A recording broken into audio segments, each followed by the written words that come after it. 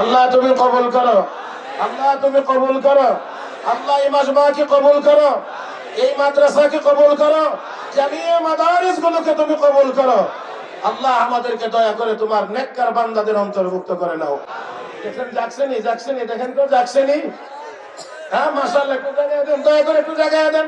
এইদিকে যারা আছে একটু জায়গায় দেন।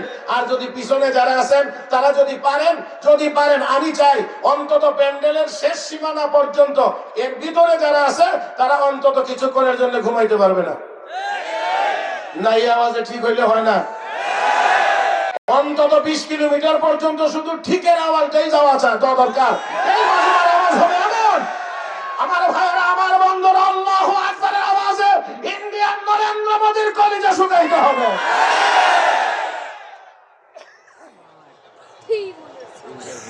দেখেন কতটুকু পর্যন্ত জায়গা বোঝা। ওয়াজ তো করা লাগবে না, ওয়াজ তো সবাই কইলেই ফেলেছে। আমি অন্তত মাঠটা জায়গায় দিয়ে দিতে পারলেও তো একটা কাজ হবে। কথা কয় না, ওয়াজ তো অনেক হয়েই গেছে, এখন কি আর ওয়াজ করা লাগবে নাকি আমার? তারপরে আবার আমার একটু আসার পরেই একটু কোথাও দিয়ে গেছে, সবার ওয়াজ লাগে না। কথা বুঝেন নাই মনে হয়? যে দেখেন ময়দানটা জাগানো যায় কিনা, অন্তত এতটুকু খেদমত আমরা করতে চাই। আল্লাহ সবাইকে তৌফিক দান করো, আল্লাহ সবাইকে তৌফিক দান করো। কিছুক্ষণের জন্য পুরা গহরডাঙ্গার জমিন স্তব্ধ হয়ে যেতে হবে। সবাই রাজি আছেন তো ইনশাআল্লাহ? তাহলে এবার মহব্বতের সাথে আরো যারা আছে তাদেরকেও জাগান। ঘুমাইবে, আগামীকাল বাড়িতে গিয়ে ঘুমাইবে, 2-3 দিনের কাজ একসাথে করে নেবে। মাশাআল্লাহ। আল্লাহ তুমি সবাইকে তৌফিক দাও, আল্লাহ তুমি সবাইকে তৌফিক দাও, আল্লাহ তুমি সবাইকে তৌফিক দাও। জোরে একটু জিকির করেন। এমন একটা আওয়াজ হবে যে আওয়াজের দ্বারা কলবের সব গাফলতি দূর হয়ে যাবে, ঈমান তাজা হবে, আমরা বাতিলের মোকাবেলায় মাথা উঁচু করে দাঁড়াইতে পারবো। লা ইলাহা ইল্লাল্লাহ, লা ইলাহা ইল্লাল্লাহ।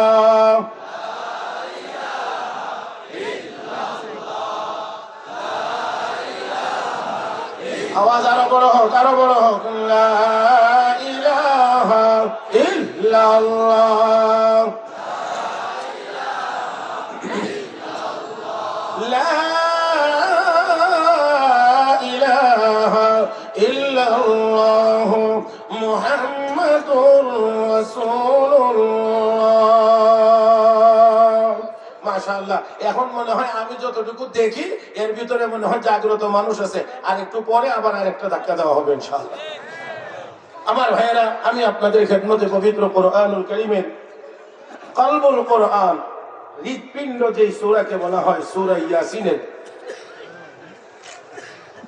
কয়েকখানা আয়াত তেলাওয়াত করেছি। সাথে রাসূল আরবি সাল্লাল্লাহু আলাইহি ওয়াসাল্লামের অসংখ্য অগণিত হাদিস থেকে একখানা হাদিস তেলাওয়াত করেছি। আয়াত এবং হাদিসকে সামনে রেখে আপনাদের খেদমতে কয়েকটি কথা বলার আশা করেছি। আল্লাহ যেন বলবার, শুনবার, বুঝবার এবং আমল করবার তৌফিক দান করেন। সবাই বলি আমিন। খুব খেয়াল করে শুনতে হবে। আল্লাহ রাব্বুল আলামিন এই আয়াতের মধ্যে একজন ব্যক্তির কথা বর্ণনা করছেন।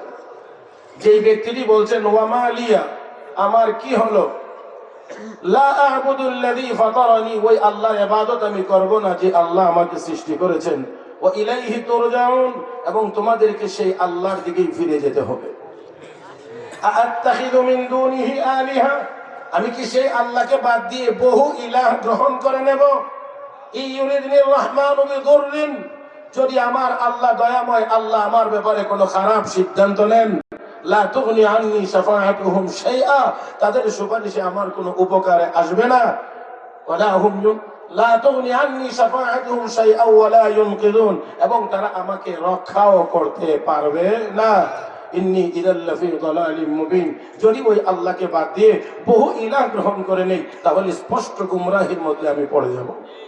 মুহতারাম হাজিরিন, কথাটা শুনে বা অনুবাদটা শুনে আপনারা নিশ্চয়ই বুঝতে পেরেছেন যে একজন ব্যক্তির কথা আল্লাহ বর্ণনা করেছেন। ব্যক্তিটা কে? এই ব্যক্তিটার নাম হলো হাবিব। কি নাম? হাবিব। কাজ ছিল কাঠমিস্ত্রি পেশায়, এই জন্য তাকে বলা হয় নাজ্জার, মিলিয়ে একসাথে বলা হয় হাবিবে নাজ্জার। এই কথাটা এতটুকু পর্যন্তই যদি বলি তাহলে মনে হয় বোঝা এবং বোঝানোটা একটু কষ্ট হবে। এই জন্য একটু সামান্য পিছনের দিক থেকে আসতে হবে।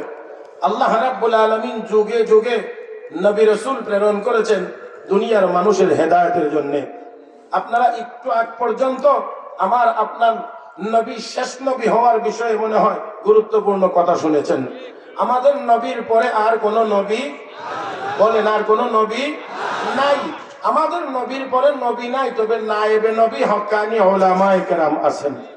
নায়েবে নবী হক্কানি উলামায়ে কেরাম আছেন। যুগে যুগে আল্লাহ রাব্বুল আলামিন মানুষের হেদায়েতের জন্য নবী রাসূল প্রেরণ করেছেন। এমনই কয়েকজন নবীকে আল্লাহ একটি শহরে প্রেরণ করেছিলেন। শহরটির নাম ছিল ইনতাকিয়া। বর্তমান সিরিয়া একটি জায়গা এবং শহরটা ছিল সমুদ্রের উপকূলে, যার কারণে বাণিজ্যিক সেন্টারও ছিল। এটা ব্যবসা বাণিজ্যের জন্য বড় উপযোগী জায়গা ছিল। একটি সময়ে মানুষ যখন সবাই আল্লাহকে ভুলে গিয়ে মূর্তি পূজায় লিপ্ত হয়ে গিয়েছে, বড় বড় মন্দির সেখানে ছিল, যখন তারা আল্লাহকে ভুলে গিয়েছে তখন আল্লাহ রাব্বুল আলামিন তাদের হেদায়েতের জন্য দুইজন নবী প্রেরণ করেছেন, দুজন রাসূল প্রেরণ করেছেন। যেই দুজন নবী তাদের কাছে গিয়ে যখন ঈমানের দাওয়াত দিতে শুরু করেছে তখন তারা কয় তোমরা আসলে নবী না। ফাকাযাবুহুমা, তারা এই দুইজনকে তারা মিথ্যা প্রতিপন্ন করলো, তারা মিথ্যাবাদী বলতে শুরু করলো। একটু আওয়াজ করে বলবেন যে নবীরা মিথ্যাবাদী হয়? নবীরা মিথ্যাবাদী হন? মিথ্যাবাদী নবী হয়? নবী মিথ্যাবাদী হন না? নবী মিথ্যাবাদী হন না?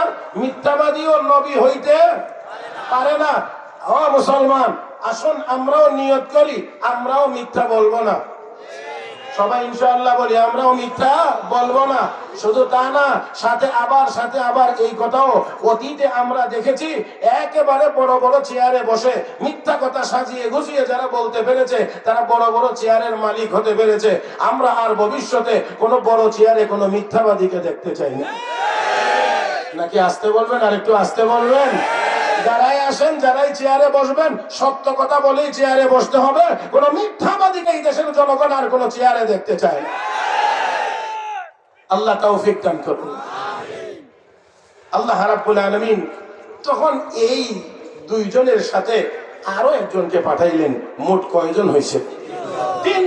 তিনজন নবী, তিনজন পয়গম্বর গিয়ে তাদেরকে একসাথে বলতে আছে ইন্না ইলাইকুম মুরসালুন, আমরা তোমাদের কাছে রাসূল হিসেবে প্রেরিত হয়েছি, রাসূল হিসেবে প্রেরিত হয়েছি। এখন এই কথা যখন তারা বলেছে, এখন তারা আরো মজবুতের সাথে অত্যন্ত ধাক্কা দিয়ে কঠোরভাবে বলছে না না, তোমরা তিনজনই মিথ্যাবাদী ছাড়া আর কিছু হতে পারো না। ও মুসলমান, তিনজন পয়গম্বরকেই তারা মিথ্যাবাদী বলতে শুরু করেছে। আপনাদের কি মনে হয় যে কত বড় জঘন্যতম তারা হলে পয়গম্বরদেরকে তারা মিথ্যাবাদী বলতে পারে? আমার বন্ধুরা, মনে রাখতে হবে পয়গম্বরদের সাথে যে খারাপ আচরণ অতীতে করা হয়েছে, এমন আচরণ এই নবীর উম্মত উলামায়ে কেরামের সাথে অনেকেই করেছে। পয়গম্বরদের সাথে অন্যায় আচরণ করে তারা যেমন বিপদের সম্মুখীন হয়েছে, তারা যেমন টিকে থাকতে পারে নাই, হক্কানি উলামায়ে কেরাম নায়েবে নবীদের সাথে বেয়াদবি করেও আজ পর্যন্ত ১৫০০ বছরের ভিতরে কোন জালেম শক্তি টিকে থাকতে পারেনি।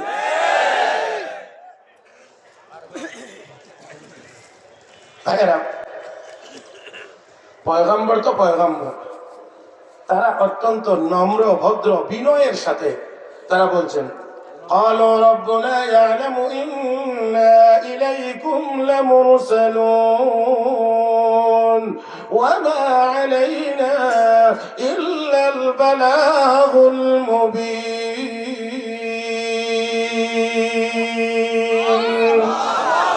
যদি বলেন তো আর একটু আওয়াজ করে বলেন। হইছে? এই আওয়াজটা হইছে মনে হয় আপনাদের? হইছে? আর একটু আওয়াজ করে বলেন। পয়গম্বরগণ বলতে শুরু করলেন, রব্বুনা ইয়ালামু ইন্না ইলাইকুম লামুরসালুন। আমাদের রব ভালো করে জানেন আমরা রবের পক্ষ থেকে প্রেরিত। তোমরা না বললেও না মানলেও আমরা আল্লাহর পক্ষ থেকে প্রেরিত। আর আমাদের কাজ হলো তোমাদের কাছে দ্বীনের কথাগুলো পৌঁছায়া দাও।